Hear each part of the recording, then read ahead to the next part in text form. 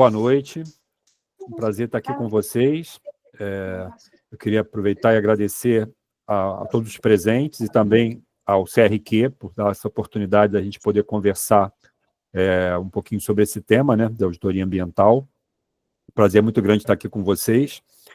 Eu queria agradecer particularmente ao presidente, né, ao Harley, que viabilizou essa apresentação e foi muito solícito para que a gente pudesse estar aqui com vocês hoje, tá bom? Então, a ideia é a gente falar um pouquinho sobre esse tema, o Martini e eu, e eu vou passar a palavra agora para o Martini para ele se apresentar também. Boa noite, Martini. Boa noite para todo mundo. É um prazer estar aqui hoje, o convite do Harley, né, para estar compartilhando com o Geraldo aqui a forma que a gente fez, né, durante um bom tempo para poder gerar um produto que é esse livro, Auditoria Ambiental com Valor, em que o que a gente vai estar tratando aqui nessa 1h30 do nosso bate-papo. Eu sou engenheiro químico, fiz mestrado em engenharia de produção, depois fiz doutorado em ciências ambientais, mas no âmago eu sou engenheiro químico, né? Quando eu vou fazer um check-in no hotel, e aí quando o atendente pergunta qual é a sua profissão, aí ali é aquela hora da prova dos 9, né? E aí eu não titubeio, eu falo, sou engenheiro químico, né? Há muitos anos, graças a Deus, e faço parte do CRQ3. Perfeito.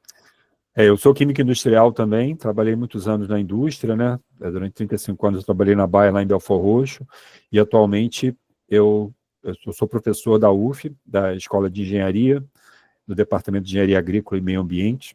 Então eu tenho algumas disciplinas lá na área de gestão ambiental da produção. E como o Martini falou, né, é um prazer grande a gente estar aqui para compartilhar o conhecimento que a gente reuniu nesse livro, que foi assim, uma revisão que a gente fez sobre esse tema, né, compartilhando a experiência do Martini como auditor e a minha, na maior parte do tempo, como auditado. Então, vou dar prosseguimento aqui aos slides, então.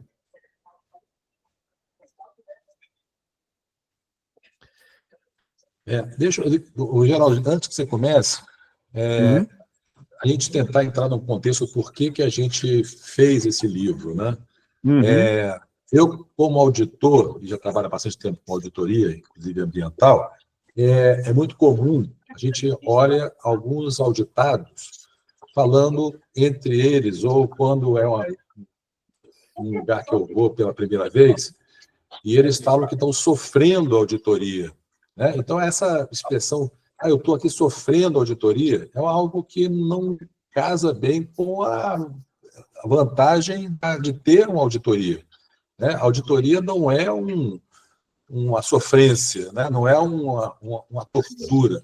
A auditoria é uma coisa que vai ser acolhida até para o auditado, porque ele que vai aproveitar os benefícios da auditoria, né? Então, aí eu, pensando nisso e conversando com o Geraldo, que já teve no papel de auditado também, né? Então, juntou eu como auditor, o Geraldo como um especialista em auditoria, professor de disciplina de auditoria ambiental, e que já foi no passado, né, quando ele estava trabalhando na indústria como auditado. Então, a gente achou por bem colocar todas as experiências para compartilhar com quem tem interesse em que a auditoria não seja uma sofrência, né?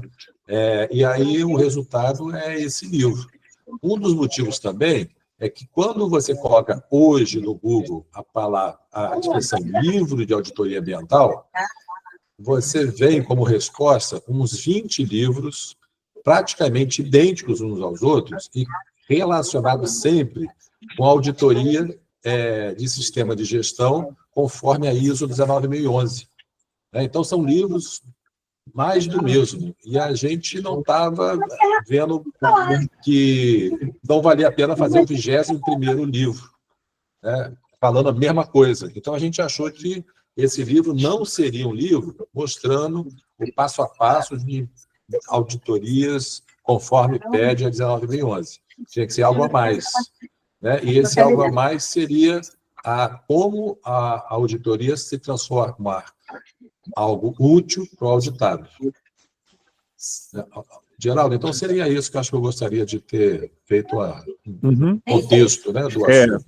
E exatamente porque isso surgiu do fato, né, de tanto do Martini como eu, cada um no seu papel na maioria do tempo, né, o Martini como auditor e eu como auditado, a gente acreditar muito nesse recurso, nessa ferramenta, nessa metodologia, para que a gente possa, com os processos de auditoria, a gente possa incluir, agregar valor ao negócio, né, agregar valor ao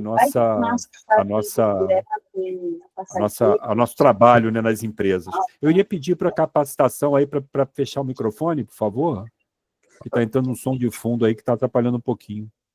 Obrigado. Então, nesse sentido, né, da gente poder, como o Martini falou, a gente desmistificar a questão da auditoria, ser um processo realmente de uma formalidade, né, um processo que a gente não veja valor. Então, o nosso livro é justamente para mostrar que a gente pode ter auditoria ambiental com valor, que a gente tem que aproveitar aquele momento de uma auditoria para que a gente possa extrair ao máximo do auditor e das pessoas que estão engajadas ali no trabalho de auditoria, para que a gente possa aprender com o auditor, aprender com o processo de auditoria e, com isso, melhorar os nossos processos, consequentemente, melhorar o nosso desempenho ambiental.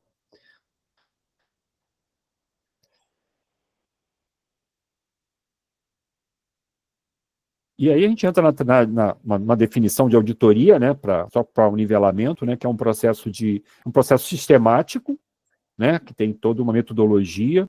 Ele tem que ser independente. Então, os auditores eles têm que ser independentes do setor com o qual eles estão auditando, da empresa ao qual eles estão auditando. Ele tem que estar documentado, nós precisamos de registros, de evidências daquela nossa auditoria. E durante o processo de auditoria, os auditores eles ficam buscando conformidades, né, evidências de que há uma aderência ou não da unidade que está sendo auditada com algum padrão, né? E é uma avaliação objetiva, ou seja, não é um achismo, não é uma avaliação subjetiva. Uma característica importante da auditoria é a objetividade. Os argumentos estarem consolidados em evidências concretas. E aí a gente consegue estimar, determinar qual é a extensão que os critérios de auditoria estão sendo atendidos, ou seja, qual é a aderência da empresa que está sendo auditada, do setor que está sendo auditada, de acordo com o padrão da auditoria, porque cada auditoria tem um padrão. Nós agora vamos começar a falar sobre diversos tipos de auditoria, a gente vai ver que cada auditoria tem um padrão a ser buscado. Quer acrescentar alguma coisa, Martini? Só em relação à importância da independência do auditor, né? Então, essa é a regra número 1 do auditor, ele ser independente. O que é ser independente? É que nem você assistir o Mundial de Clubes, que vai acontecer agora, e a final é Fla-Flu, e o auditor independente é aquele que não vai estar ligando para o mínimo resultado desse final, mesmo que ele seja tricolor ou flamenguista.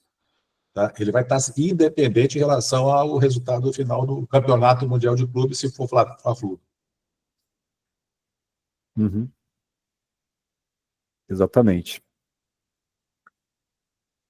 E aí, né, quando a gente pensa na auditoria, a gente vai ter as etapas dela, né, do processo em si, independente de qual tipo de auditoria.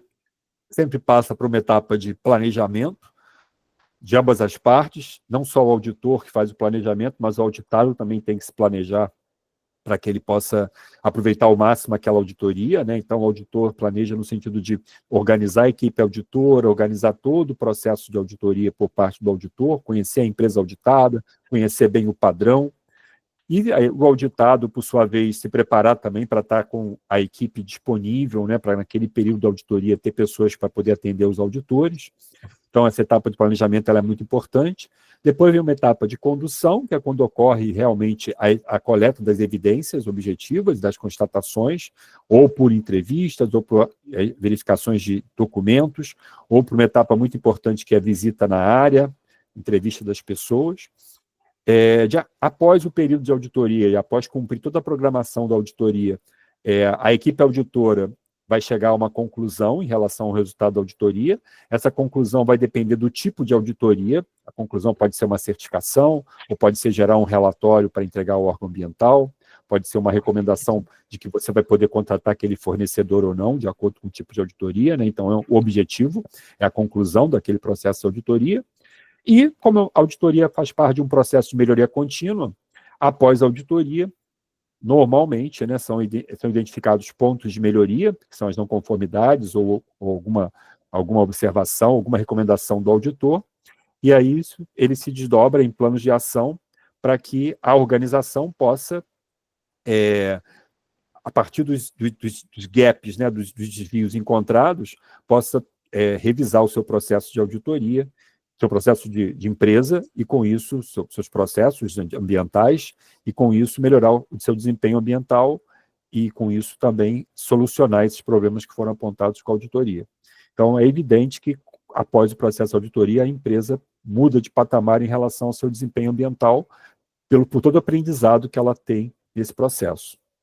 Isso. E o planejamento é uma etapa que ajuda a pensar como executar a parte seguinte, que é de condução. Então, no planejamento, é que o auditor, para agregar valor à auditoria, ele tem que pensar quais são os riscos daquela auditoria, né, para poder ele atenuar esses riscos. Ou para ele, se for um risco do processo, ele pode sobressair aquele risco para chamar atenção para o auditado, aí sim ele reduzir esses riscos. Então, o planejamento é que ajuda a ter uma auditoria de fato com valor, né, quando você começa a ter essa abordagem do risco em relação à auditoria em si. A gente vai tratar desse assunto mais na frente. Isso. E aí a gente vai chegar numa classificação tradicional, bastante comum das auditorias, né, para a gente poder entender um pouquinho o processo, que é a classificação das auditorias em relação a como se dá a auditoria, né? Então, a gente chama normalmente a auditoria de primeira parte, quando a auditoria é considerada uma auditoria interna, ou seja, quando os auditores também fazem parte da organização, ou quando a empresa contrata uma empresa externa para fazer essa auditoria, mas ela é para que ela atenda a um requisito de uma norma, por exemplo. A ISO 14001 exige que haja uma auditoria interna. Então, a empresa faz essa auditoria como uma etapa do seu próprio processo de gestão, uma vez que a auditoria é uma forma da organização aprender com o processo. Uma auditoria de segunda parte seria uma auditoria em que você faz as auditorias nos seus fornecedores, né? Seria uma auditoria ambiental ou de qualidade, em que você vai no seu fornecedor e faz uma auditoria nele para avaliar o seu desempenho, né? Que é quando você quer contratar ou não, ou para você indicar ou não aquele fornecedor para alguma empresa. Então, uma empresa indo em outra empresa numa relação comercial.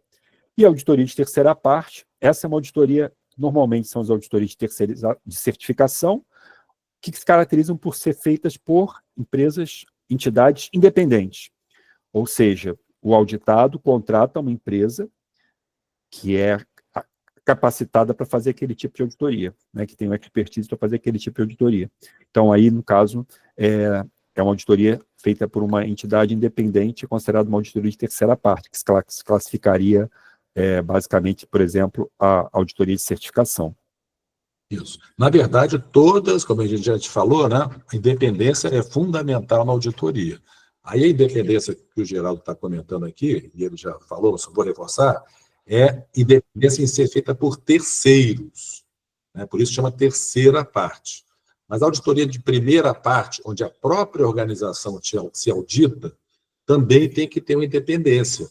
Então, o auditor interno da empresa que está auditando o laboratório, por exemplo, ele não pode ser uma pessoa que trabalhe no laboratório. Ele tem que ser uma pessoa selecionada de fora do processo relacionado com o controle da qualidade. Pode ser uma pessoa da produção, pode ser uma pessoa de suprimentos, mas ela tem uma independência, mas são sempre auditores essa auditoria é para a própria organização se auditar. E a auditoria de fornecedores é também com independência, porque quando você vai auditar o seu fornecedor de serviço, ou até uma característica diferente da auditoria ambiental, que não tem na auditoria da qualidade, você também audita os seus clientes que adquirem resíduos. Então, se um sucateiro ele está comprando o seu resíduo, né? Então ele é um cliente seu, porque ele não está recebendo para fazer um serviço, ele está pagando para levar um produto. Mas ele está levando um produto que você tem uma corresponsabilidade ambiental prevista por lei, né? A Lei 6938, ela coloca a responsabilidade solidária caso esse sucateiro, caso esse pessoa que compra o seu resíduo, ela faça algo inadequado que possa impactar o meio ambiente. Então, esse cliente, né, esse sucateiro, ele também tem que ser auditado, porque a responsabilidade solidária da empresa faz com que ela se preocupe com o processo todo até o resíduo se transformar em outra coisa. Então, é uma auditoria de segunda parte que inclui também os clientes de resíduo, os que compram resíduos. Então, isso é um tipo de classificação de auditoria com a interação entre o auditor e o auditado. O Geraldo vai mostrar no próximo slide. Opa.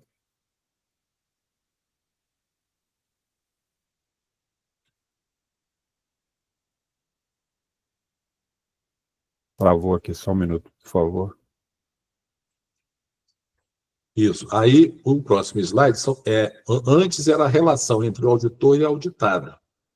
Agora, é um segundo tipo de auditoria, que são auditorias que o critério de auditoria que muda. O que é o critério? O critério é contra o que o auditor vai estar auditando. Então, ele vai estar sempre avaliando um processo, está de acordo com o critério de auditoria. Então, o critério de auditoria faz com que, dependendo do tipo de auditoria, a auditoria mude completamente de uma forma para outra. Todo mundo pensa, quando se fala em auditoria, basicamente a auditoria da ISO 14001, Sistema de Gestão Ambiental, ou auditoria de conformidade legal, como a DZ 56 aqui no Rio.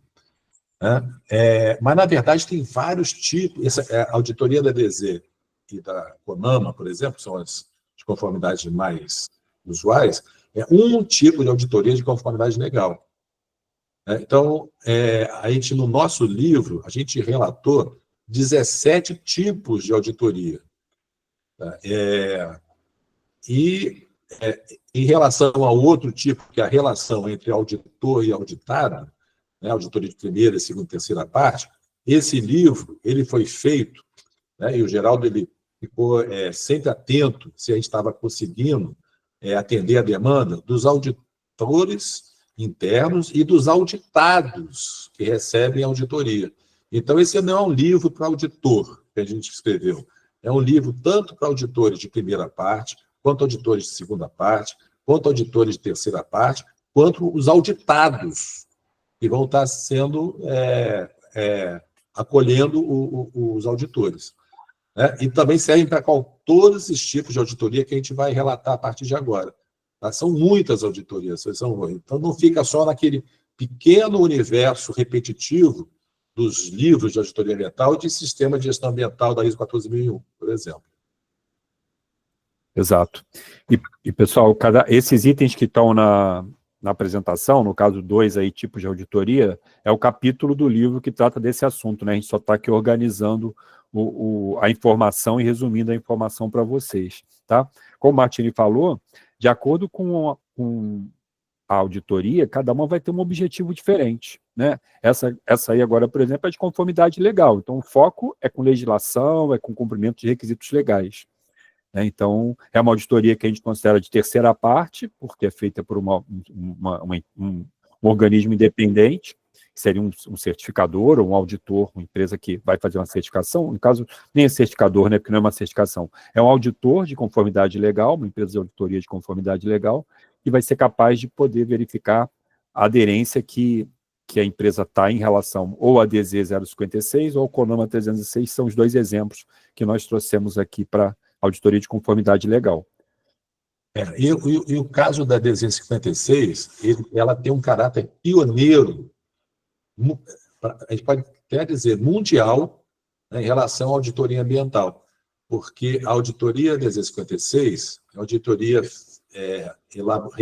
elaborada, né, a diretriz 56 do INEA, ela é de uma legislação de 1991, né, e ela foi baseada numa legislação americana de 85, que, na verdade, o EPA, né, a Agência Ambiental Americana, quando eles, em função do acidente de Bhopal, na Índia, onde teve consequências dramáticas, né, se definiu que a ferramenta auditoria ambiental seria uma forma de diminuir a probabilidade de acontecer de novo um acidente como o Bhopal. Só que nos Estados Unidos, esse assunto não andou, né? Ele não foi para frente. E em 85 eles definiram algumas bases, o INEA, a FEMA na época, em 1985, tomou conhecimento, né? Também começou a avaliar isso, e enquanto lá parou, aqui continuou. Em 91 foi feito a DZ 56, a inicial, né? E em 95 saiu definitivamente a DZ 56 revisão 2, um ano antes da ISO 14001. Então, isso mostra o caráter pioneiro, realmente, que foi aqui no estado do Rio de Janeiro, já ter, no século passado, né, num contexto que hoje a gente não consegue entender as dificuldades que os técnicos do INEA, da FEMA na época, tiveram para poder convencer os empresários, né, os industriais, como se chamava, que você tinha que chamar uma equipe independente para entrar na empresa, avaliar a empresa e colocar os problemas dela no relatório que vai para o órgão ambiental. Então, isso, com o tempo, as empresas começaram a perceber as vantagens disso, né? As vantagens de se adiantar a um problema, ou a desvantagem de começar a conhecer um problema que eles simplesmente desconheciam. Então, a DZ 56, ela trouxe isso tudo. A CONAMA 306 foi inspirada também na DZ 56 e num desastre ambiental que aconteceu na Baía de Guanabara em 2001, com vazamento de 1.200.000 litros de óleo, em que a pressão pública fez com que surgisse uma legislação específica para a área portuária e plataformas de petróleo e refinarias. Essa é a CONAMA 306. Tem critérios diferentes da DZ 56. Ambas são de auditoria de conformidade legal. Correto, Geraldo? Isso. E uma resistência que houve na época também é que porque as pessoas assumiam que as auditorias seriam sempre mecanismos voluntários, né? E essa se tornou uma auditoria compulsória, né? Porque é uma obrigatoriedade que está previsto em algum regulamento. Então, isso também foi uma mudança de paradigma importante na época, que causou uma certa resistência, que depois foi assimilado a partir do tempo. Vou passar para o próximo. Eu queria só falar, Juliana, por gentileza, eu passei uma mensagem para você no WhatsApp, se você puder dar uma olhadinha, porque tem alguns colegas do INEA que estavam querendo entrar e estão com dificuldade com o link, por favor. Obrigado. Outro tipo é o tipo mais conhecido, talvez, né, mais usual e de grande aplicação, que é a auditoria de certificação. No caso, a gente avalia o sistema de gestão ambiental. A norma normalmente utilizada é a BNT-NBR ISO 14001, 2015, e essa norma é uma norma internacional, né? Então, muitas empresas são certificadas pela ISO 14001 e elas têm todo um processo específico de auditoria, né? Uma validade por 3 anos, uma auditoria de manutenção, que ocorre a cada 6 meses ou a cada 12 meses. Então, ela tem uma característica bastante interessante, até porque ela é uma auditoria de sistema.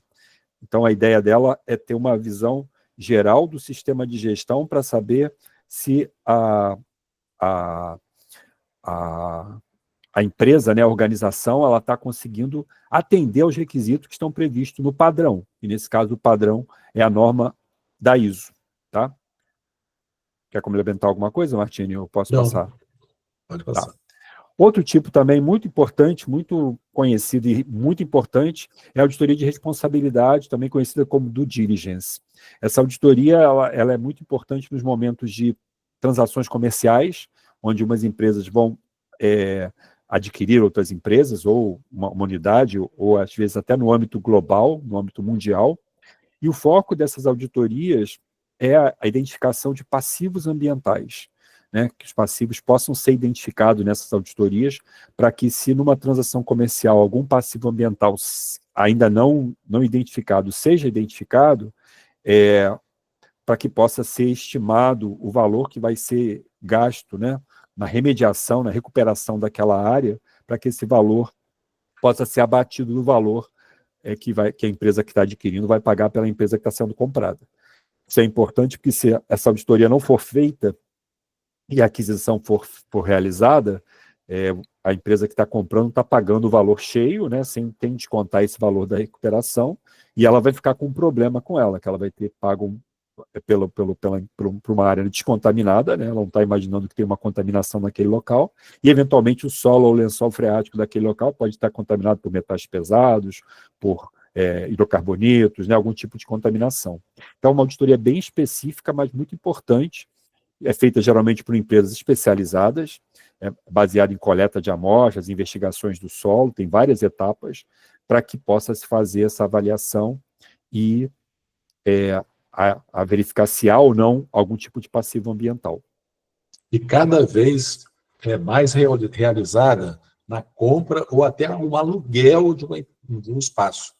Né? Se uma empresa aluga um galpão e aí fica lá um ano e devolve o galpão, e a empresa que está recebendo de volta encontra algum passivo, tipo assim, olha, o solo aqui está todo contaminado com óleo.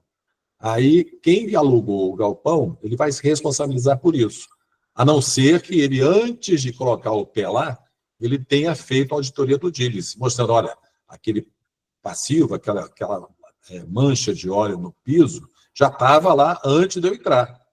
Né? E aí tem que provar isso. Na verdade, aí a sequência vai botar o pé? Espera aí, antes de botar o pé, vamos fazer uma avaliação, avaliar se tem passivo. Se tem passivo, deixa tudo escrito no contrato.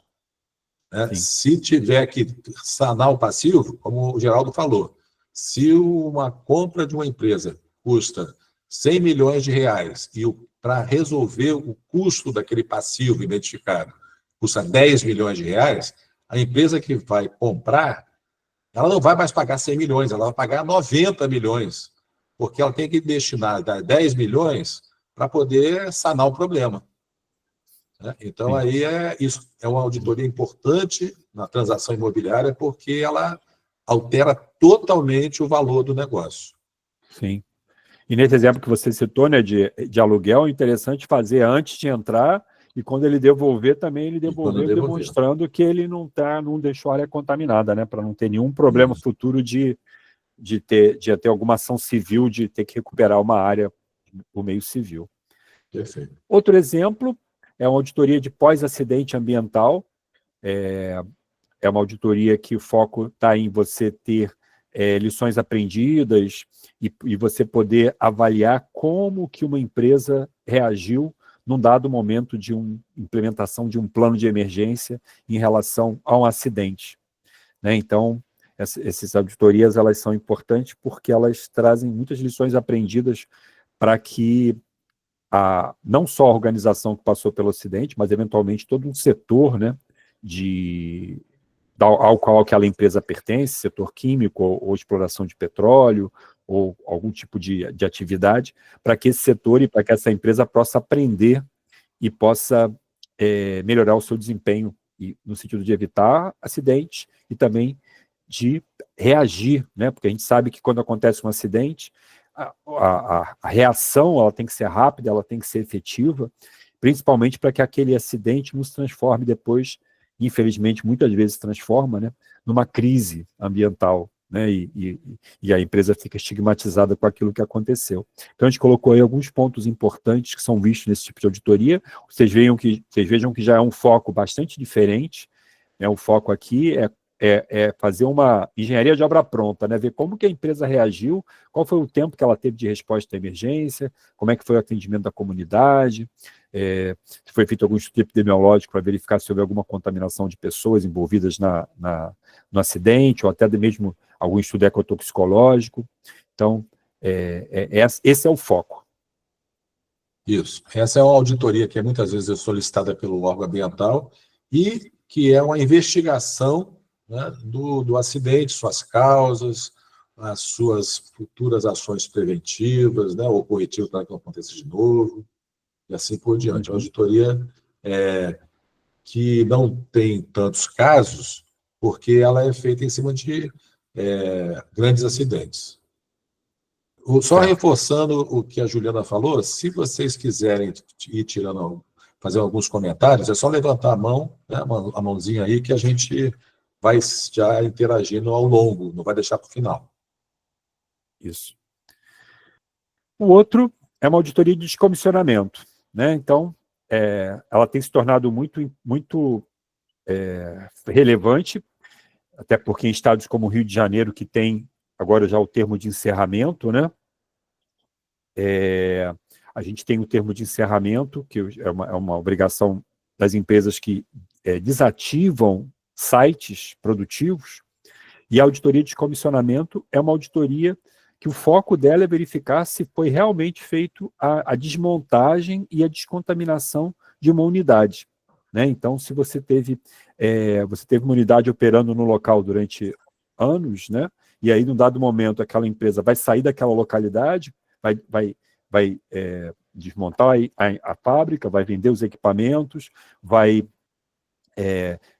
fazer uma avaliação, dar uma destinação aos resíduos que possam que possam ter existido naquela empresa, as embalagens contaminadas, mas também uma avaliação do solo e do lençol freático. Então, quando o órgão ambiental atualmente, né, o INEA, por exemplo, que é o nosso caso aqui do Rio de Janeiro, quando uma empresa vai sair de uma localidade, ela não vai renovar uma licença de operação, por exemplo, ela precisa obter esse termo de encerramento, para que ela possa se desvincular daquela propriedade pela sua atividade produtiva exercida. Então, nesses casos, ela tem que demonstrar para o órgão ambiental que foi feito descomissionamento, ou seja, que todos os equipamentos foram desmontados, foram descontaminados e que a área não está contaminada também, o solo e o lençol freático. Então, nesse caso, é uma auditoria chamada auditoria de descomissionamento, tá? Para verificar justamente essa situação do local onde a fábrica funcionava. Ok? Outro exemplo muito comum é a verificação de inventário de gases de efeito estufa, né? Quando você faz, o Rio de Janeiro também é um bom exemplo, né? Nós temos aqui no Rio de Janeiro essa NOP, né, 52, que exige que as empresas, em determinados casos, né, de acordo com o seu porte e sua atividade, na sua licença vai ter uma condicionante exigindo que seja feito um inventário de gases de efeito estufa. Nesse caso desse tipo de inventário, tem que ser feito a verificação é feita por um organismo chamado Organismo Validador e Verificador, acreditado pelo Inmetro. Por quê? Porque o INEA quer que, além de receber o relatório, que esse relatório já tenha sido avaliado por uma terceira parte, que é um organismo validador e verificador, o OVV. Né? Por quê? Porque ele quer que esse auditor vá na empresa e faça assim, se debruce sobre os dados que a empresa usou, a memória de cálculo que ela usou para aplicar as fórmulas do protocolo de gases de efeito estufa, para que com isso seja possível dar credibilidade para aqueles números que são apresentados. Né? Não sei qual a experiência que vocês têm com esse tipo de inventário, mas existem muitas tabelas, muitas considerações que são feitas nesses cálculos, e é importante a rastreabilidade desses dados, para a empresa poder realmente comprovar que o dado dela, ela tem um dado de emissão específico e não dado um valor maior ou um valor menor. Então, é um tipo de verificação ou de auditoria bem específico, mas que é bem presente hoje em dia com as empresas que enviam inventários de gases de efeito estufa para o INEA, eles têm que realizar. Outro tipo é do EIA-RIMA, né, auditorias de EIA-RIMA. EIA-RIMA é o estudo de impacto ambiental e relatório de impacto do meio ambiente, né, uma etapa muito importante do licenciamento. É uma etapa quando a empresa vai pedir a licença prévia, né, o primeiro estágio de licenciamento das organizações. Antes de obter a licença prévia, dependendo do porte da empresa, do potencial poluidor, o órgão ambiental exige que seja feito um estudo de impacto ambiental, um relatório de impacto do meio ambiente. Então, esse relatório é feito, e essa auditoria, ela funciona, ela é feita a posteriori, né, após um período, depois que a empresa se instalou, ou seja, depois que ela obteve a licença prévia, a licença de instalação e a licença de operação, e é como se fosse também no sentido de você ter lições aprendidas com aquele EIA-RIMA, ou seja, verificar se os impactos que foram previstos, impactos positivos e negativos que foram previstos quando a empresa foi, digamos assim, quando ela foi proposta ao órgão ambiental, se eles realmente se efetivaram, se as medidas mitigadoras para resolver os impactos, para amenizar os impactos, se elas estão surtindo efeito, se essa empresa teve que fazer algum programa de gestão ambiental relativo à emissão atmosférica, ou alguma recuperação de alguma área, como uma atividade de compensação para algum corte de árvore que ela tenha feito, algum tipo de efeito ambiental que ela tenha causado. Então, esse relatório, essa auditoria, é uma auditoria de verificação a posteriori para verificar como que se deu a previsão, se aquilo que foi previsto realmente aconteceu e se a empresa continua cuidando dos impactos ambientais que foram apresentados. Opa, isso. Vamos pedir para o Miguel tirar o som. Está com eco, né? Bom, complementando o que o Geraldo falou, o IBAMA ele tem pedido, dentro dos planos básicos ambientais, dos PBAs, um dos PBAs, tem o PBA do meio biótico, físico, etc., e um dos PBAs é o de auditoria ambiental. Então, ao longo da implementação do empreendimento e depois da operação, onde os planos básicos ambientais eles vão estar controlando os potenciais impactos ambientais, a auditoria ambiental vai estar checando se aqueles controles são eficazes, se estão de fato acontecendo como estava no papel quando foi feito o EIA. Exato. E aí são tiradas muitas lições aprendidas, né? Porque aí, inclusive, as empresas que fazem relatórios EIA-RIMAs conseguem aprender para aperfeiçoar as técnicas que elas usam nos seus próximos relatórios, né?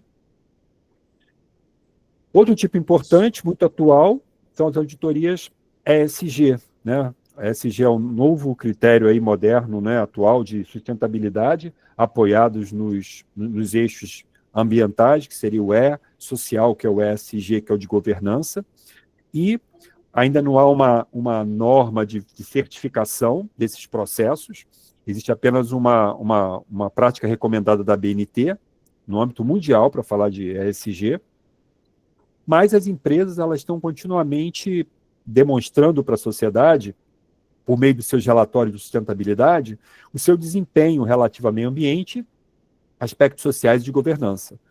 Então, muitas empresas elas têm procurado contratar empresas de terceira parte, empresas independentes, para que elas possam validar as informações presentes nos relatórios de sustentabilidade relativos ao ESG. Isso é muito importante porque há uma crítica, né, e muitas vezes ela é pertinente, do chamado greenwashing, né, quando as empresas dizem que estão fazendo maravilhas nos seus relatórios e têm problemas ainda a serem enfrentados. Então, esse tipo de auditoria, o objetivo dele é que você consiga verificar e constatar que se as informações pertinentes e existentes dos relatórios de sustentabilidade, se elas são realmente fidedignas da realidade. Então, o foco aqui é esse. E o relatório de sustentabilidade não é uma peça de marketing, não é uma peça de divulgação mostrando os pontos positivos da empresa. O relatório de sustentabilidade tem que ter um equilíbrio entre o que ela está fazendo certo, mas tem que mostrar também o que não deu tão certo assim, o que desandou. Né? Por quê? Porque o relatório de sustentabilidade, um dos clientes deles, são os investidores, que vão querer saber se vale a pena investir naquela empresa ou não. Se o relatório ele não tem credibilidade, ele não serve para um dos fins dele, que é a parte de investimento. Então, como o Geraldo falou, o, o, a auditoria de ESG, do relatório de sustentabilidade, ajuda a dar um aval de que aquele relatório não é um greenwashing. Ele não fica abordando um assunto mostrando só os pontos positivos. Ele é um relatório equilibrado. Ele mostra tanto os positivos quanto os negativos, caso haja. Isso. Bem, outro tipo que a gente já falou um pouquinho é a auditoria de cadeia produtiva, né? É uma auditoria de segunda parte. O foco aqui é, como o Martini já comentou, a corresponsabilidade, né? Então, as empresas elas avaliam principalmente os seus fornecedores de serviços ambientais, mas também podem avaliar os seus fornecedores de matéria-prima, por exemplo, né? No sentido de saber se elas estão com algum impacto ambiental, se aquela matéria-prima, dependendo da origem dela, se ela é impactante ou não para o meio ambiente, qual o grau de impacto que está acontecendo. Então, o foco é esse, é pensar na cadeia produtiva. E existem casos, né, em que os produtos químicos, por exemplo, é um bom exemplo, né, fornecedores de cloro e de outros gases, amônia, né, e outros gases que oferecem, por terem perigos, né, eles oferecem risco para os locais onde eles são instalados. Muitas vezes, os fabricantes, eles auditam até os seus clientes, né, para garantir que eles vão continuar instalando os equipamentos naqueles locais para que possam operar com segurança.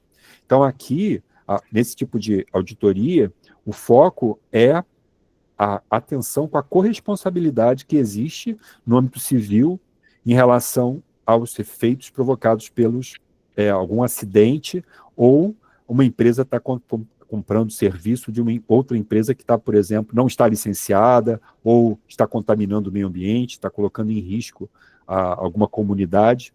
Então, o foco aqui é a avaliação de desempenho na cadeia produtiva. Esse é um tipo de auditoria que agrega muito valor, porque é uma empresa aprendendo com a outra, né? Uma empresa conseguindo expandir suas exigências e seus conhecimentos ao longo da cadeia produtiva, ou seja, para seus clientes e também para os seus fornecedores de produtos e de serviços.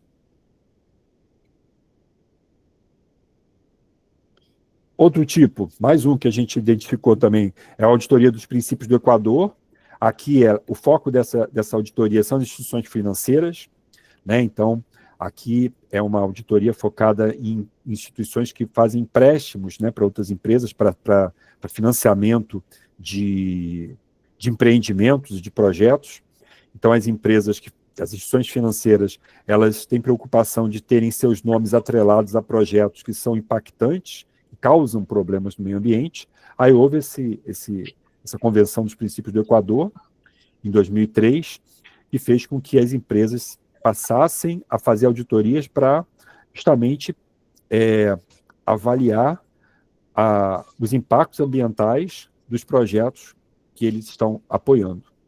Então, eu coloquei alguns exemplos aí de tópicos que são avaliados, né, nesse tipo de auditoria, né? Por exemplo, o impacto sobre populações indígenas, segurança de barragens, se tiver que no projeto fazer algum reassentamento da população, o cuidado para que não haja trabalho infantil e trabalho escravo. Por quê? Porque um projeto esteja sendo executado e durante a sua execução, durante a sua implementação, seja identificado problemas, né, relativos a questões ambientais ou socioambientais, isso pode resvalar na empresa que fez o financiamento dessa obra no sentido de imagem, né? Então, é uma auditoria que tem outro foco. Tá bom? Quer acrescentar alguma coisa, Martini? Não, acho que é uma auditoria específica para quem está precisando de financiamento, né, para seus empreendimentos. Isso. Que é exigido pelos bancos. Exato.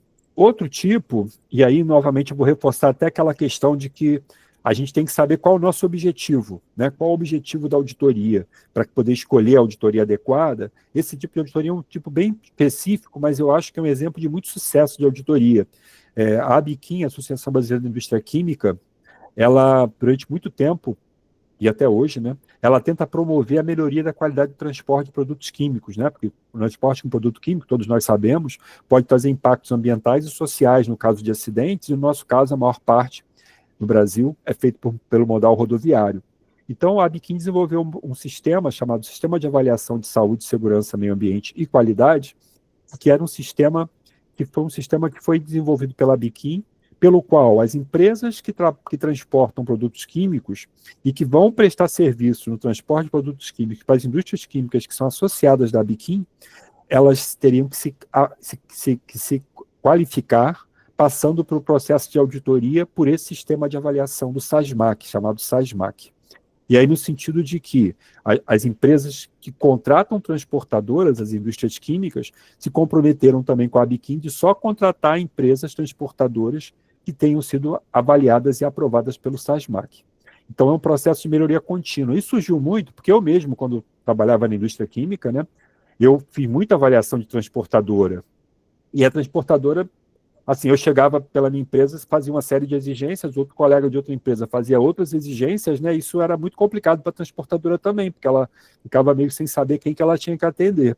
Então a Biquim criou um padrão próprio, que é esse sistema de avaliação, que é um checklist com N itens a serem verificados, e isso passou a ser um padrão de auditoria da indústria química em relação ao transporte.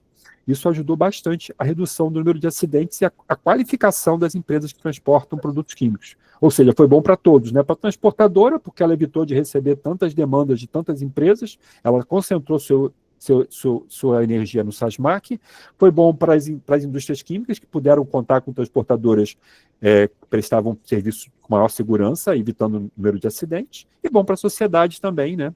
E porque diminuindo os níveis de acidente com produtos químicos é sempre muito importante. E depois ela evoluiu ainda para estações de limpeza de caminhões, que são locais onde são feitas descontaminações de caminhões entre viagens, e também terminais marítimos. Então já existem 3 módulos implementados no SASMAC pela Biquim.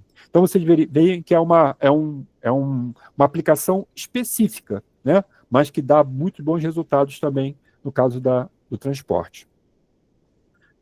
Outro exemplo seria o prêmio ambiental, que aí é um caso bastante interessante também, que é quando você faz, quando empresas participam de um prêmio, né, novamente demonstram algum projeto, apresentam algum projeto para essa entidade que está patrocinando o prêmio, e a entidade, posteriormente, até pelaquela visão do greenwashing, né, para poder verificar se realmente aqueles projetos que são apresentados, se eles realmente foram executados, se eles realmente têm os resultados que eles são apresentados, né? Então é comum haver uma auditoria do prêmio para que possa dar mais credibilidade para aquele prêmio. Então é um tipo bem específico também de auditoria, que o foco aqui é dar credibilidade para os projetos, né? A verificação dos projetos que são apresentados para concorrer a algum tipo de prêmio ambiental.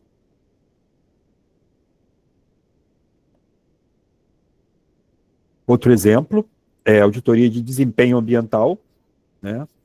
Quando você quer comparar ou quer fazer um ranking ou quer avaliar empresas a partir do seu desempenho ambiental, e o foco desse tipo de auditoria são os indicadores ambientais, né? Então você vai verificar, por exemplo, uma empresa que diz que ela houve uma redução de 10% na quantidade de resíduos gerados por tonelada de produto fabricado. Né? Então, esse indicador que aparece nos relatórios, que a empresa divulga, ele tem que estar também respaldado por uma memória de cálculo, né? Por todo um histórico demonstrando como que a empresa chegou àquela redução. Então, a auditoria de desempenho ambiental, o foco é esse, é poder comprovar o seu resultado a partir de uma auditoria. Né? Isso é comum às empresas que fazem relatórios de sustentabilidade mundiais, né, que apresentam seus indicadores nos relatórios, elas próprias contratarem empresas que fazem a checagem das unidades da empresa no mundo todo para verificar a credibilidade da informação que cada empresa, que cada país forneceu para que pudesse ser consolidado nesse resultado da organização, nesse resultado global ou mundial da organização. Então é outro tipo de auditoria também. Então vocês veem que existem N aplicações, né? Nós chegamos aí, fomos mapeando e encontramos N aplicações para as auditorias. E todas elas estão comentadas com mais detalhe no nosso livro. Você quer continuar, Martini, agora, falar um pouquinho da diretriz, essa parte da norma, para a gente passar para a Sim, terceira aí quarta parte? essa etapa do planejamento da auditoria, como a gente já mostrou antes, é duas etapas previstas na 19.011. Uhum.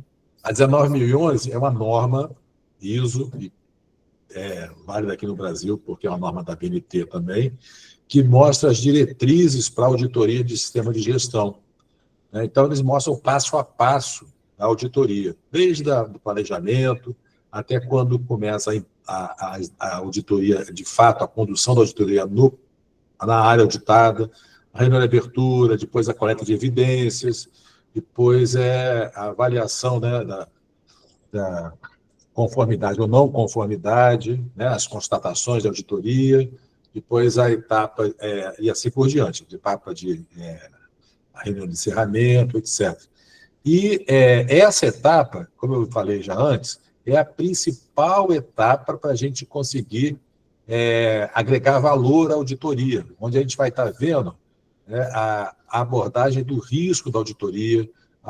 O risco da auditoria envolve também, por exemplo, a seleção da equipe auditora. Ela tem que ser independente, ela não pode ter conflito de interesses com a auditoria, ela tem que ter os objetivos, o escopo, o critério bem definidos. O Geraldo mostrou esses vários tipos de auditoria para mostrar que para cada auditoria dessa tem um critério diferente, tem um objetivo diferente. Se o auditor já quer chegar lá na auditoria, baixa a cabeça e já quer fazer gol, sem saber se ele está naquele critério certo, ele vai estar falando um item que não tem nada a ver com o que o auditado tem como objetivo. Então, se a auditoria ela é de ISO 14001, não adianta nada você estar... Desculpe, vou dar um exemplo melhor.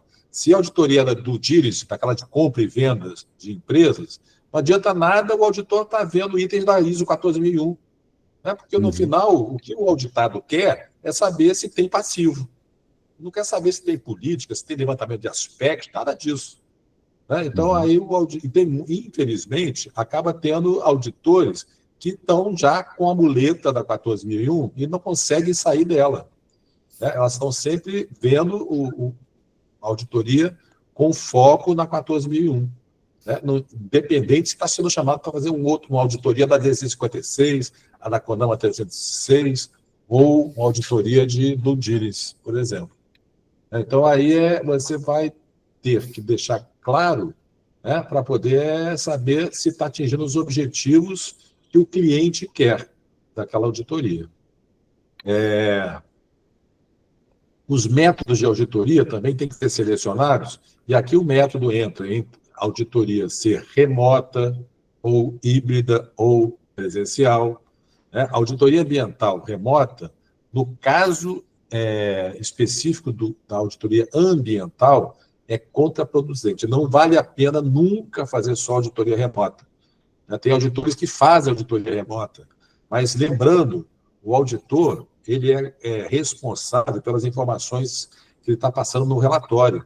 Né? E a Lei de Crimes Ambientais, no seu artigo 2º, ele fala que, na medida da sua culpabilidade, o auditor vai responder por omissão dada durante a auditoria. Então, você fazer auditoria remota ambiental é um risco absurdamente que não vale a pena ser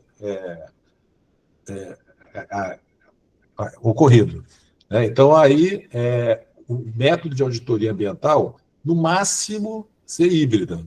Uma parte de documentação remota, mas com uma complementação presencial.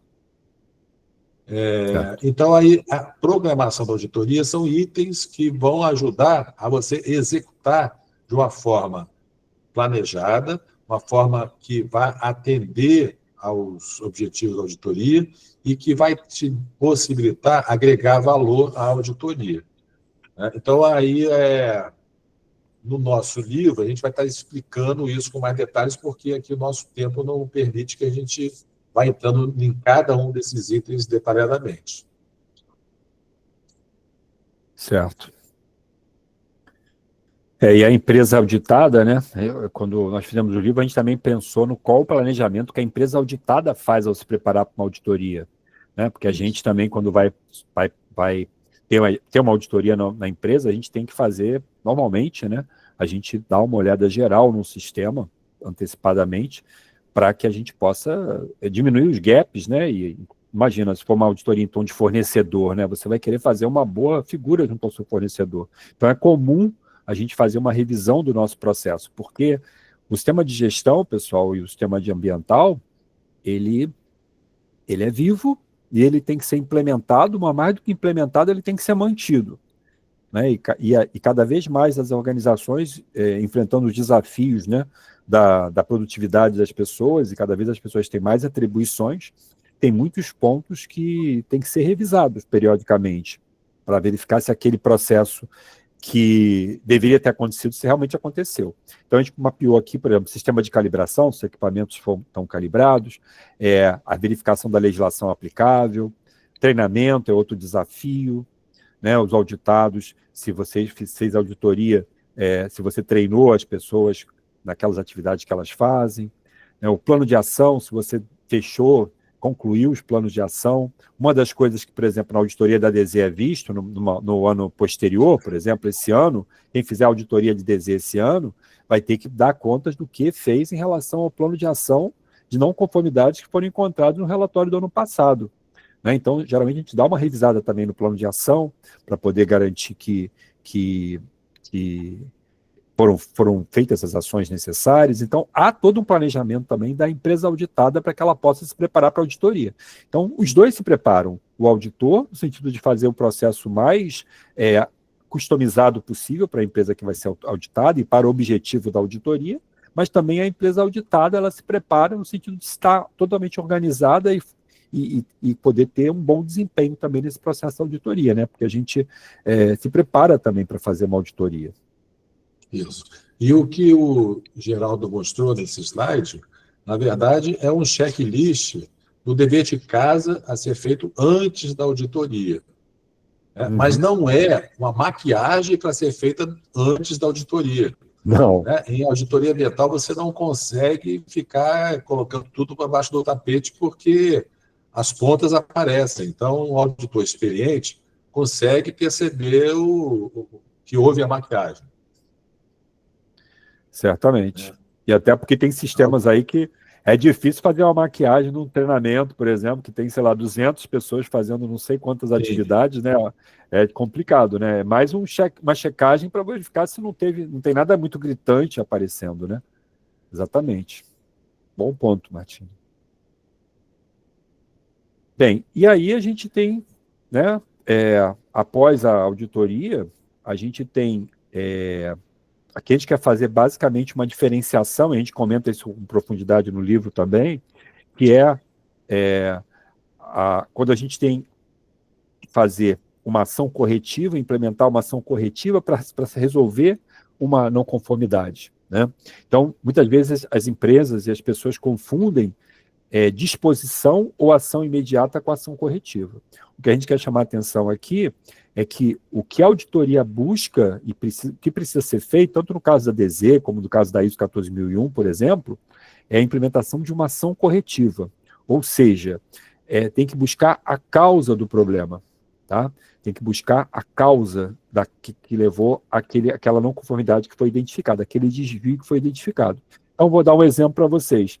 Se foi feito um estudo numa empresa, no setor, e verificou-se que, sei lá, 10% das pessoas não estavam treinadas nas atividades ambientais que elas desenvolviam, a empresa não conseguiu demonstrar o treinamento, a efetividade do treinamento e a realização do treinamento, a gente teria como disposição, como ação imediata, treinar essas 10 pessoas, né? Porque elas estão com gap, existe um gap nesse treinamento dessas pessoas que não está de acordo com o procedimento que ela tem.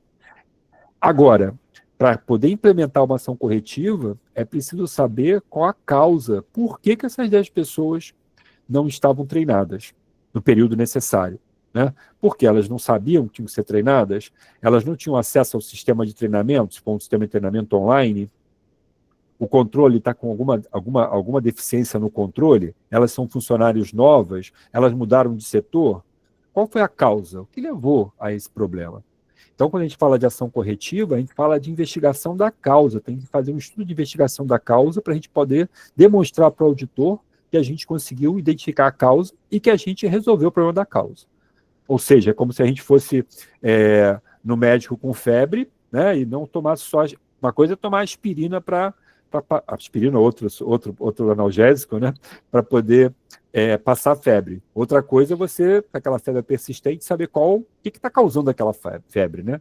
Então, a ação corretiva é você descobrir a causa daquele sintoma, daquele problema que o auditor conseguiu pegar naquela auditoria. E olha que ele tem pouco tempo para fazer uma coleta de evidências, mas mesmo nesse pouco tempo ele consegue buscar pontos de melhoria. Então esse ponto é muito importante, diferenciar o que é a disposição, a ação imediata, para a ação corretiva. Isso. Um outro exemplo, ligado com o impacto ambiental, digamos que a gente tem um solo e que está com uma mancha de óleo. Então, a ação imediata, ou também conhecida como disposição, é o quê? Você recolher aquela mancha de óleo, recolher o solo contaminado. Mas isso não vai resolver o problema de uma vez por todas. Esse problema pode acontecer de novo se a gente não, como auditado, identificar a causa. Então, o auditor ele vai mostrar que, olha, teve uma não conformidade, porque esse solo está diferente do que era esperado. Eu não esperava que ele estivesse contaminado e está. Aí o auditado ele tem que avaliar a causa. Então, se a causa é um manuseio errado de tambor com óleo, e aí começa, ao manusear o tambor, começa a cair óleo, né, do solo, qual que vai ser a ação corretiva? Treinar o pessoal para poder não manusear de uma forma que suje o solo. Se a causa não é a questão de manuseio do tambor, mas a empilhadeira que está com vazamento, aí a ação corretiva muda totalmente. A gente não vai fazer treinamento de ninguém, a gente vai fazer manutenção na empilhadeira. Então, você identificando qual é a causa real, a causa raiz, você vai ter uma ação corretiva com o objetivo de eliminar o problema de uma vez por todas. O Roberto levantou a mão. Quer falar, Roberto? Deixa eu ver se ele está colocando aqui no chat. Ele deixou uma pergunta no chat, Martini, mas eu acho melhor a gente, pelo horário, que já são 7h06, eu acho melhor a gente avançar o texto e deixar um tempo no final para responder as perguntas. Eu já tenho uma pergunta que foi passada por ele, eu não sei se é o mesmo caso. Tá bom? E já são 7h06. Se não for, Roberto, você coloca também, coloca no site aí. Por gentileza, se for uma segunda pergunta. Perfeito. Aí depois, né, a gente passa por um relatório, por um certificado, né, que é o resultado da auditoria, né, a empresa ela vai ter que receber, no caso da certificação, por exemplo, vai receber o relatório, vai receber o certificado para demonstrar para os clientes, para a sociedade que ela foi certificada. O que eu queria chamar a atenção... Caso da auditoria da 14.001, seja a auditoria da 14.001, né? Isso, certificação da 14.001, mas o que eu queria chamar a atenção é mais em relação a auditoria da DZ, aquelas de conformidade legal, pessoal. Um ponto que eu acho muito relevante é que quando a gente, nesse caso da auditoria da DZ 056, o que a gente recebe, o que a gente tem que entregar para o órgão ambiental é um relatório. É um relatório com 30, 40, 50, 60 páginas, que é onde estão resumidas todas as evidências coletadas durante a auditoria. Então, esse relatório ele faz uma avaliação do que o auditor verificou, do cumprimento das condicionantes da licença ou das licenças da empresa auditada, se ele tem algum gap em relação ao acompanhamento da legislação, de treinamento, etc. Então, um ponto que eu queria ressaltar e que está bem explicitado no livro, é que é muito importante que a empresa que recebe esse relatório, antes dele entregar esse relatório para o órgão ambiental, que ele leia e avalie esse relatório, porque para que ele não deixe passar nenhum erro para o órgão ambiental, porque muitas vezes o auditor, no tempo que ele tem para coletar as informações, na conversa que ele tem com as pessoas, ele pode ou entender alguma informação errada ou anotar alguma coisa errada, e isso ir para o órgão ambiental como uma informação oficial da empresa para o órgão ambiental. A gente não pode esquecer que, no caso da DZ, por exemplo, esses relatórios eles ficam disponíveis até na internet ou na biblioteca do INEA. Então, fica uma informação disponível para a sociedade. Então, é muito importante que o relatório seja recebido, ele seja avaliado, revisado, antes de entregar ao órgão ambiental e, eventualmente, se alguma coisa foi identificada, que seja falado com a empresa de auditoria para que possa corrigir, né, se houve um erro material, alguma informação que está errada em relação à realidade. E a gente queria falar um pouquinho também, na parte já chegando para o final da apresentação, algumas tendências, né? A gente pensou em algumas tendências de auditoria, né? A gente dividiu, por exemplo, tendências na área tecnológica. O Martini já comentou alguma, né? Que é a auditoria remota, a possibilidade de você fazer auditorias remotas. Ele já comentou que, no caso da auditoria ambiental, o ideal é que ela seja híbrida, apenas uma parte seja remota. Então, isso é uma coisa que tem que ser vista, porque é importante o auditor ir no campo e ele ter a percepção da empresa que ele está auditando, até porque tem essa questão de responsabilidade civil aí do auditor, né, que é muito importante. Existe agora uma possibilidade, né, que é crescente, de uso da inteligência artificial nas auditorias, né? Então, a gente teria a usar recursos da inteligência artificial para fazer a amostragem de 100% dos dados, né? Porque hoje em dia, como que é feito? Se a gente for verificar equipamentos calibrados, por exemplo, a gente faz uma amostragem, né? O auditor faz uma amostragem. Se tem 50 equipamentos, ele eventualmente avalia 5, 10 equipamentos, né? E ele pega e avalia esses 5 ou 10, porque é o tempo que ele tem para fazer esses 5 ou 10, né? Hoje em dia, como muitos desses dados estão em bancos de dados, a gente entende que com a inteligência artificial essa amostragem pode ser de 100%. Né? Ou seja, ele pode pesquisar no banco de dados se realmente os equipamentos estão aprovados, estão todos eles calibrados com um certificado de calibração válido e não vencido. Então, é um tipo de verificação simples e que pode ser feita com maior abrangência usando o recurso da inteligência artificial. E o outro caso, não sei se o Martini quer complementar ou quer falar alguma coisa, Martini, do uso dos drones. Não. Né? Sim, o uso de drones já é uma realidade aqui no Rio, até, né, em auditorias em que é uma área muito extensa a ser auditada, você consegue usar drone para poder fazer uma avaliação de todos os pontos. Né? Porque tem empresas que são equivalentes ao tamanho de um bairro. Então, você não consegue, sem o uso de um drone, fazer uma avaliação de um bairro inteiro. Não consegue fazer de uma empresa inteira do tamanho de um bairro.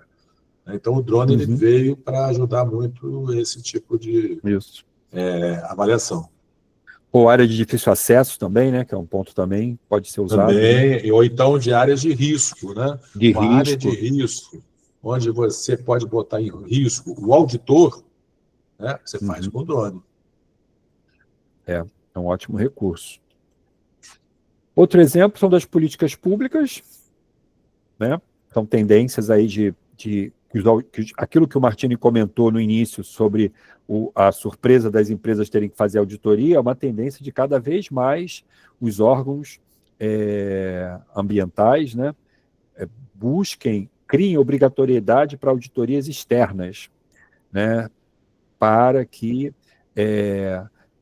se possa verificar situações relacionadas, por exemplo, com acidentes ambientais, né? Então, a própria resolução CONAMA 306, ela foi resultado daquele derramamento de óleo na Baía da Guanabara, como o Martini comentou, e já existem projetos de leis tornando obrigatória auditorias externas em barragens, isso devido aos acidentes de Mariana e de Brumadinho, né? Então, a auditoria está cada vez mais inserida dentro das políticas públicas. Então, aquela surpresa que havia no início, lá em 85, quando apareceu, olha, a auditoria ela é voluntária, não faz sentido ter uma auditoria obrigatória, está ligada à lei, isso tem mudado. Né? E por que isso acontece? É porque reconhece-se que a auditoria é um instrumento, uma ferramenta muito potente para a identificação de desvios nos sistemas empresariais, né, nos sistemas de gestão ambiental, de segurança, etc., das empresas.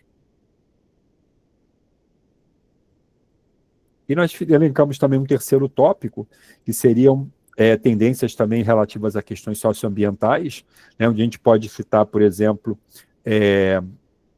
a descarbonização de uma auditoria, né, ou seja, você pensar que você vai compensar todas as emissões de gás carbônico ou de gases de efeito estufa associados à auditoria, né, o transporte dos auditores, se eles viajaram de avião ou de carro, algum tipo de energia que eles tenham consumido, né, e possa garantir que você está compensando essa energia, né, isso é uma tendência nessa visão que as empresas têm de fazerem ações compensatórias das emissões de gases de efeito estufa associadas a seus processos, né. Outro ponto, nós vemos como uma tendência também, a atenção que as empresas têm dado aos temas de diversidade e inclusão, né, isso passa tanto pela preparação dos auditores em relação à abordagem que eles fazem às pessoas, né, e ao vocabulário, ao tipo de abordagem com as pessoas, mas como também a maior representatividade de alguns grupos nas equipes auditoras, né, já que as empresas estão cada vez mais atentas com esses pontos relativos à diversidade e inclusão. Então, a gente entende isso como uma tendência também no processo de auditoria. E a outra, nós já comentamos, né, que são as auditorias de sustentabilidade, né, para fazer verificação de desempenho ambiental. Então, haver um crescimento da necessidade de serem feitas auditorias de sistemas ESGs, inclusive, possivelmente, futuramente, surgindo alguma norma específica para a certificação desses sistemas, ampliando um pouco o escopo talvez da ISO 14001. Quer comentar alguma coisa, Martini? Não, você falou muito bem Não? de todos os assuntos.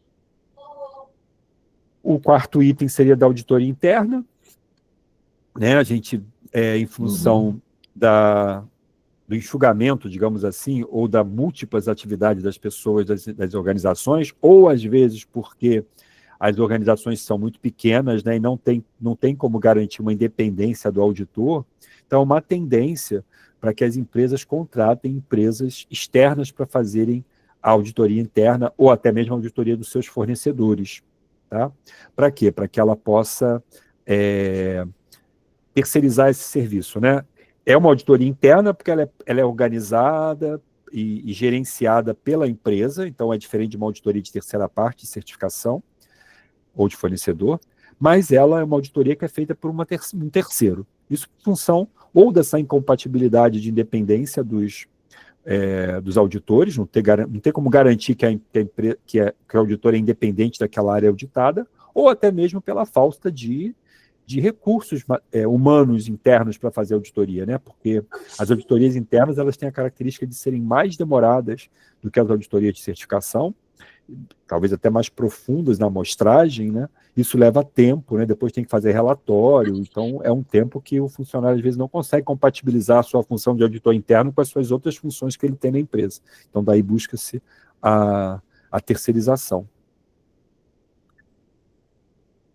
E, por fim, a gente falou de algumas características da equipe auditora, né, que são importantes, né, que relativas à competência, né, então é importante que a equipe auditora seja treinada no padrão, é muito importante que o auditor conheça bem o padrão, a norma, o objetivo que ele vai auditar, né. Na parte ambiental não há como... Aí, o Geraldo, Pois não, você ia fica à completar vontade, que pois não. o auditor, para a auditoria ter valor, ele não pode confundir o auditado, né? Ele tem que, ao definir uma não conformidade, ele tem que saber por que é não conformidade, qual é o requisito que fala que é não conforme, por que então o que ele está vendo não bate com o requisito, e não deixar o auditado na dúvida. Ele tem que saber explicar detalhadamente o que ele está vendo, né? Como uma oportunidade para ser corrigido. Certo. Então, por isso, ele Exatamente. precisa ter uma experiência regulatória.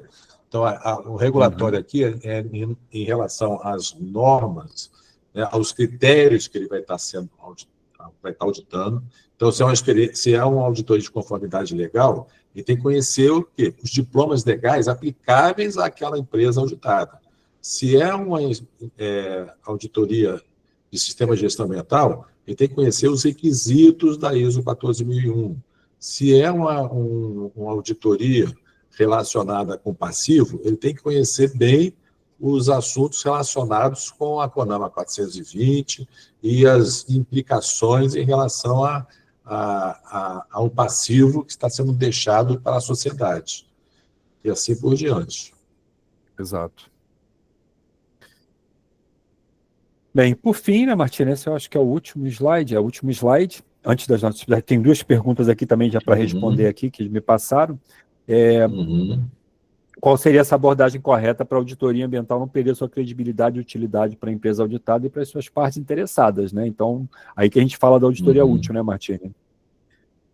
Isso. É importante o auditor ele conseguir abastecer a liderança da empresa auditada com informações para a liderança conseguir tomar decisões, né? A auditoria ela não é algo estanque em relação ao negócio. Pelo contrário, todos esses tipos de auditoria que o Geraldo mostrou, mais de 17 tipos de auditoria, eles são parte do negócio, né? Então, a alta liderança da empresa, né, ela quer que a auditoria leve informações úteis para auxiliar nas tomadas de decisão, né? E também devem ser identificadas as oportunidades de melhoria e as potenciais áreas de risco, tanto reais quanto riscos potenciais, né? E os problemas encontrados que poderão melhorar o desempenho ambiental da empresa. Então, esses assuntos que a gente trata detalhadamente no livro que fazem com que a auditoria seja útil e não conformidades que são desinteressantes, que são inúteis, que não levem que sejam desnecessárias, na verdade. A não conformidade tem que ser necessária para a empresa. Perfeito. Bem, temos aqui duas perguntas, Martini. Eu posso ler aqui e a gente responder. Uma é do Roberto Moacir Carvalho de Siqueira, e ele pergunta: a recuperação ambiental da área afetada é uma das exigências importantes para uma auditoria ambiental ter sua qualidade e eficiência totalizada, correto? A recuperação ambiental é uma das consequências caso a auditoria ambiental do DIRIS identifique que existe uma necessidade de recuperação para a sociedade, né, daquela área que está sendo investigada, que está sendo auditada. Mas, sem dúvida, que é uma das respostas necessárias para quando se faz a auditoria ambiental adequada. Se for uma de descomissionamento, né, pode acontecer que na auditoria de descomissionamento você identifique uma área que a área é um cenário que não é o cenário que a gente espera, mas vamos imaginar que você fez um descomissionamento e verificou que a área está contaminada. Aí não tem a dúvida que você vai ter que fazer a recuperação ambiental e depois fazer uma outra auditoria para demonstrar para o órgão ambiental, por meio de relatórios, né, que você conseguiu descontaminar aquela área, né? Ou seja, chegar até a meta de remediação, né? Até uma concentração aceitável, né? Porque depois que contamina-se uma área com algum tipo de poluente, dificilmente você consegue voltar ao seu estágio original antes da contaminação. Você tem que negociar com o órgão ambiental de acordo com a análise de risco que faz da área, da utilização da área, para qual nível de descontaminação que você pretende atingir, e a auditoria ela serve para confirmar que você atingiu esse nível de descontaminação, né? Mas perfeito. E temos uma segunda também, que é o relatório. Ele pergunta se o relatório deve ser revisado em um determinado período. Aí eu não sei se ele está se referindo... Revisado por quem? Será que ele quis dizer revisado pelo auditado? Na verdade, o relatório, ou pelo INEA, né, no caso de uma auditoria da DZ, que tem que receber uma notificação reprovando o relatório e solicitando uma revisão, né, na verdade, esses assuntos passam pela escolha do auditor, da competência do auditor, né? Tem relatório de auditoria que o auditado acaba tendo que fazer involuntariamente uma revisão gramatical de tantos erros de português que tem um relatório, né? Então, aí foge até do esperado, né? Do serviço que você está contratando. Né? Mas nunca em relação às não conformidades identificadas. Né? É porque você pode ter a revisão, mas em função da reprovação do relatório ou erros que vão acabar minando a credibilidade do que você está lendo ali, ou está mal redigido, ou que tem informações erradas. Né? Então, mas isso passa sempre pelo quê? Pela seleção da equipe editora, a competência da equipe editora. Não sei se isso que o Leandro quis tratar. Não sei se tem mais alguma pergunta, a gente já tem alguns minutinhos antes de passar a palavra para os colegas do CRQ para finalizarem. Alguém tem mais alguma pergunta? Que se abrir o microfone também para falar.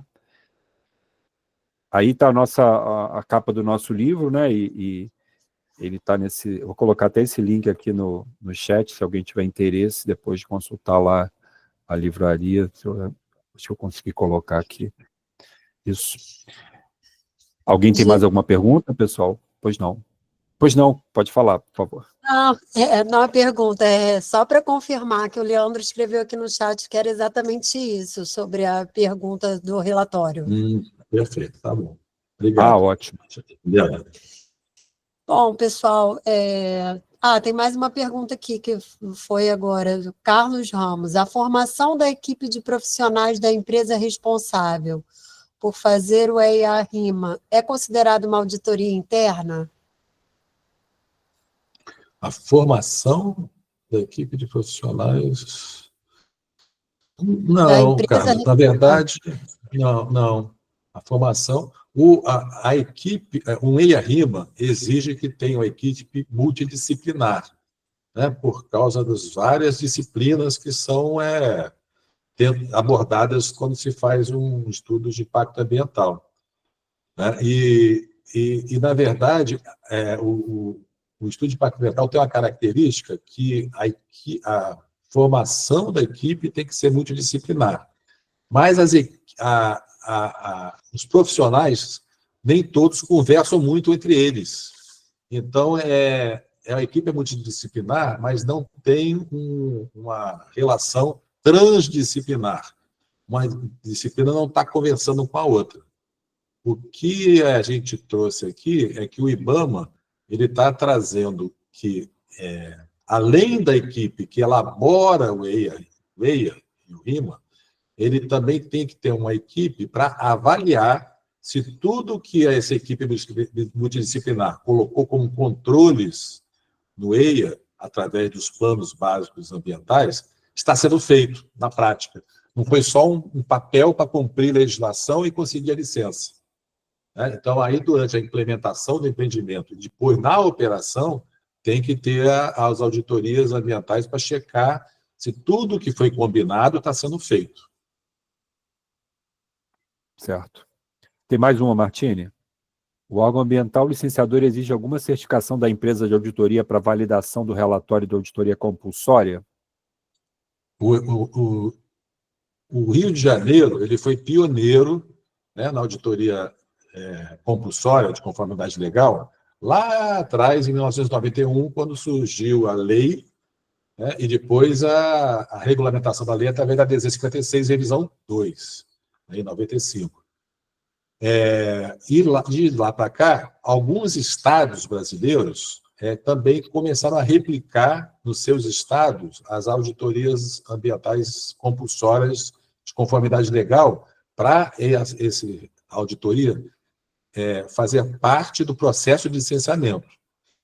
Então, respondendo à pergunta da Ana Carolina, cada estado tem uma forma de avaliar e definir qual é o critério válido para se fazer essa auditoria de conformidade. Legal. Então, o INEA, por exemplo, tem, sim, uma forma de definir qual é a competência do auditor, diferente da FEPAM, que é o órgão ambiental do Rio Grande do Sul. Lá tem outro critério, mas, de uma forma geral, não é qualquer um que resolve fazer auditoria que pode começar a fazer auditoria compulsória, né? Tem que ter ou tá cadastrado num órgão de classe, como o CRQ, né? Tem que estar regular no órgão de classe, como o CRQ. Não basta só você ter feito a inscrição do CRQ e não paga anuidade. Tem que estar pagando anuidade para estar regular, senão o INEA reprova o relatório. Uhum. E aí, né, Martim, no caso da certificação ISO 14001, existe também uma verificação, é um pouco diferente, porque lá o Inmetro, ele define quais as empresas que podem fazer esse tipo de certificação. O INEA, ele tem critério mais para capacitação do auditor, e não existe assim uma listagem de empresas, né, que podem fazer. Mas eu sempre recomendo, do ponto de vista do contratante, né, de quem faz o contrato, foi o que eu fazia quando eu estava na empresa, eu sempre pedia, no caso, quando eu ia fazer a minha auditoria compulsória, eu sempre pedia duas propostas, uma proposta comercial e uma proposta técnica. E eu nem olhava comercial, mas eu olhava a proposta técnica. E nessa proposta técnica, eu pedia sempre que a empresa que a gente está contactando para fazer a auditoria, que ela colocasse um currículo dos auditores que efetivamente vão participar do processo de auditoria e das experiências de quais empresas que elas já auditaram.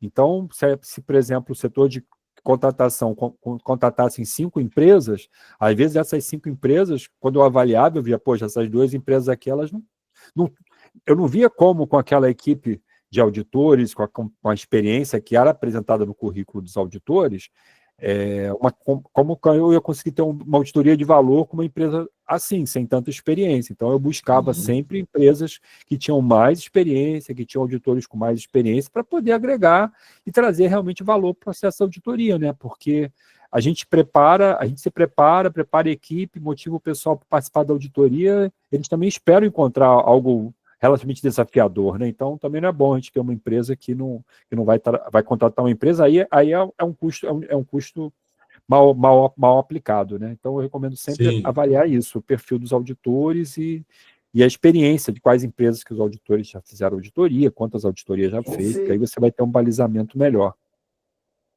Isso. Tá bom? Algumas empresas preferem fazer o contrário do geral, fazem concessão à qualidade do serviço em função do valor. Mas esse é o típico assunto de exemplo do que o barato sai caro. Isso. Exatamente isso. Vai perder tempo.